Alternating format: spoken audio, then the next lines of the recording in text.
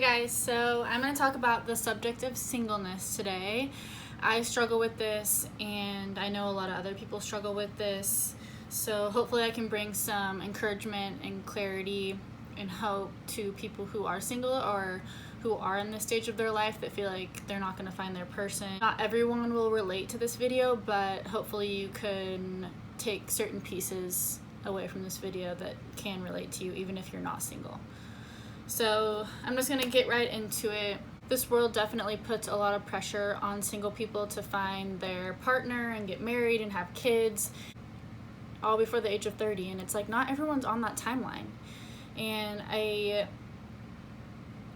being single, it's hard because everywhere you see coupled up people in magazines and social media and movies, and it's just like, so it's definitely tough to be single in our society because people think it's the most important thing in life to find your romantic partner, and it's not the most important thing.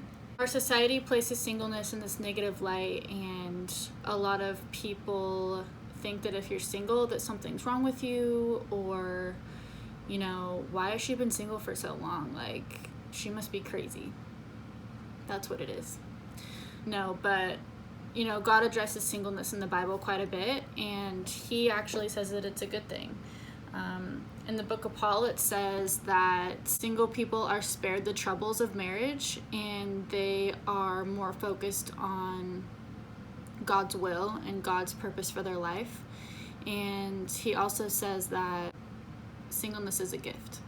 So you're spared all the drama of being in a relationship. You don't have to care about anyone else's emotions or agendas. Like, you're on your own time schedule and you can devote all your energy to you. And that's what I've been doing. And it's definitely been one of the hardest periods of my life, but also the most transitional period as well. So if I had a choice, I definitely would choose to be in a relationship, but I'm not just gonna be with anyone. And so it's a process. It's not always easy to wait for that person, and I think a lot of people settle, and I think that's why there's a lot of divorces, is because people can't be single and wait. Like, there's no waiting period for people. Like, they just want to get into a relationship that's convenient for them, and I've done that too. I've stayed with people longer than I should have because it was convenient and it felt safe and secure, and it doesn't end good. So I've been single for a while now. As I mentioned in my previous video, I moved to Southern Oregon for a guy, and we were together on and off for like 4 years, and it was a very toxic relationship. One of the issues that led to the downfall was that we were long distance for so long, and then I moved down to Southern Oregon and I moved in with him. So we had gone from not seeing each other for like months to seeing each other every day, and it was just overwhelming. It was way too much. So I definitely won't be doing that again. There had gotten points in the relationship where I was like doubting a lot, and I just felt in my heart that I wasn't at peace. At one point it had gotten physical, and it was just like, God, what am I doing? And so I prayed a lot. Like, where do you want me to be? What do you want me to do? Please reveal his character to me. And I just prayed a lot, and I had this strong urge to move out on my own and get my own place. So I did that, and then within a year we had broken up and I bought a house, and I have just been making a ton of progress personally because I've been able to just focus on me and focus on my weak areas and improve. So even though I don't enjoy being single all the time, it definitely has its perks. And looking back, I'm amazed at all of the stuff that God has done for my life and how greatly he set me up. I mean, my budget for buying a house was like $200,000, and finding something that wasn't 100 years old, and just the process was just easy and quick. It was so quick. And I know that God was behind that because there's no way that everything could have aligned that perfectly.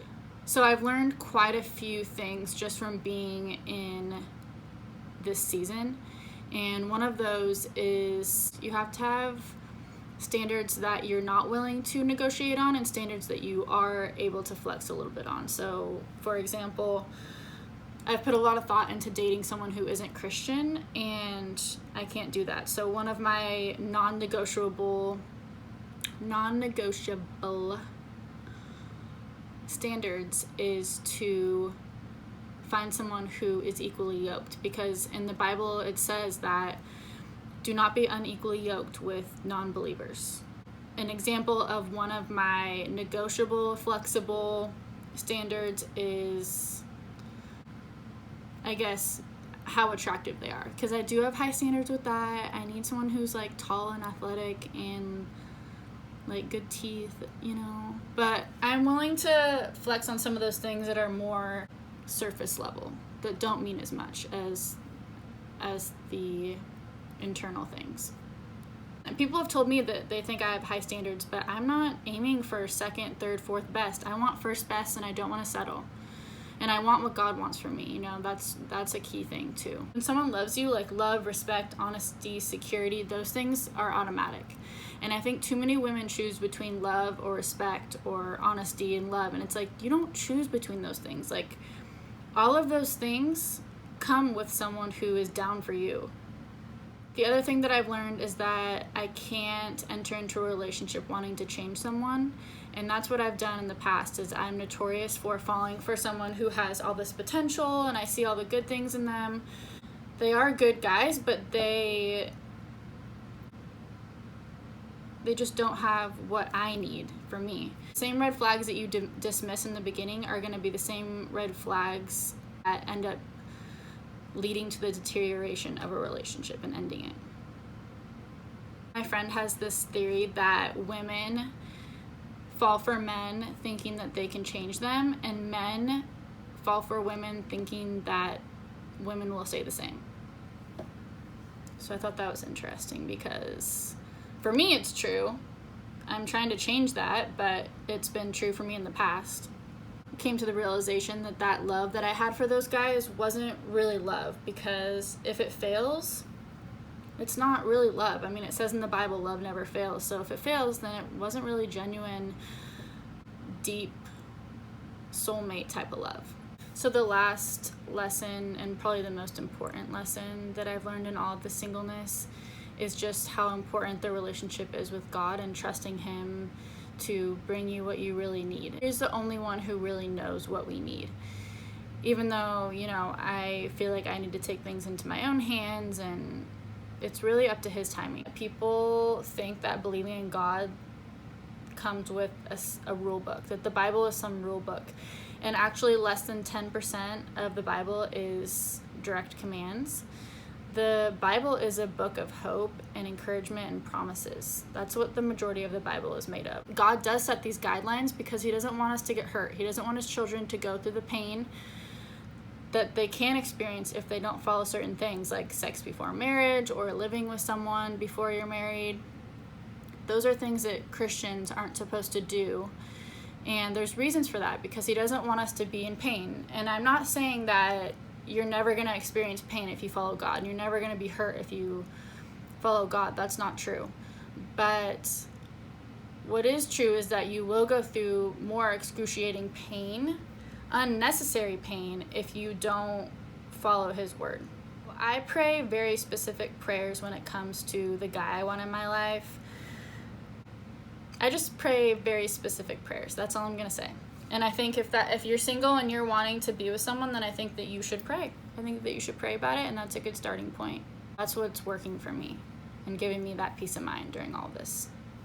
So I always thought the goal of singleness was to get married, and I thought that, okay, I'll be single, but you know, my end goal is to get married, and that's really not what it's about. The goal is to have a relationship with God and to continually pursue that relationship and work on that relationship.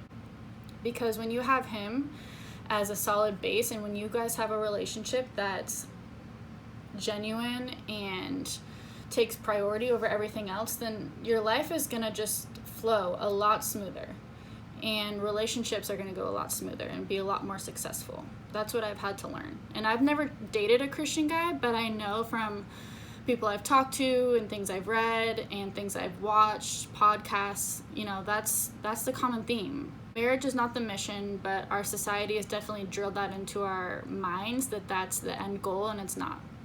So I want to make that clear, because that's how I felt for a long time.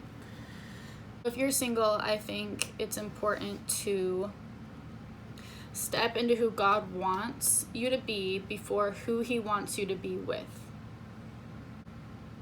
So many of us, including myself, are okay with God changing things around us, but not changing us. Because changing ourselves is really hard and it takes time. I'm focused on finding the purpose that God has for my life, and I'm focused on my career goals and my personal goals, working on my weaknesses. I want to see a breakthrough in this area because I want to just grow emotionally, spiritually, physically, mentally, and in order to do that, there's things that need to be changed. And in order to see a breakthrough in your life, in any area, it doesn't have to be singleness or personal development, but in order to see a breakthrough in any area of your life, you have to embrace change and you have to embrace pain. I'm still learning, but you aren't going to experience breakthrough unless you're willing to trust God. People would rather put their hope in luck rather than in God. But that's your decision. That's up to you. Personal breakthrough is often preceded by one's ability to look at themselves and be able to change and really self-examine the areas that are weak and why have you failed in certain areas of your life. Like, don't keep doing the same things. Really take assessment and figure out solutions for those things. Personal breakthrough doesn't happen overnight. It's a process. So breakthrough definitely begins where your excuses end. I just brought up the term breakthrough because we all go through different challenges in life, and singleness has definitely proven to be a big challenge for me just because it's not that I'm even clingy, like I'm actually really independent, but I like having that support system of someone who I can tell something to and someone who gives you affection. That's a big piece of it. And just someone who you can do life with. Like, I truly believe that love is the reason we're here. We're here to love people. We're here to give love, receive love, enjoy God's love. It all comes back to love. That's really what life's about. It's not about your job. It's not about your car. It's not about your new clothes. Like, it's not about that. It's about love and human connection. Because love is what our heart really desires.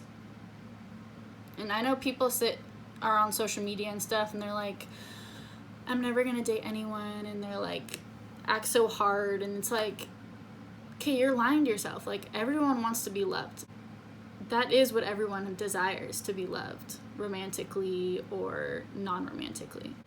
If you're single, look at yourself in the mirror and ask yourself, would you marry you? Like, would you go out and seek someone who has your characteristics?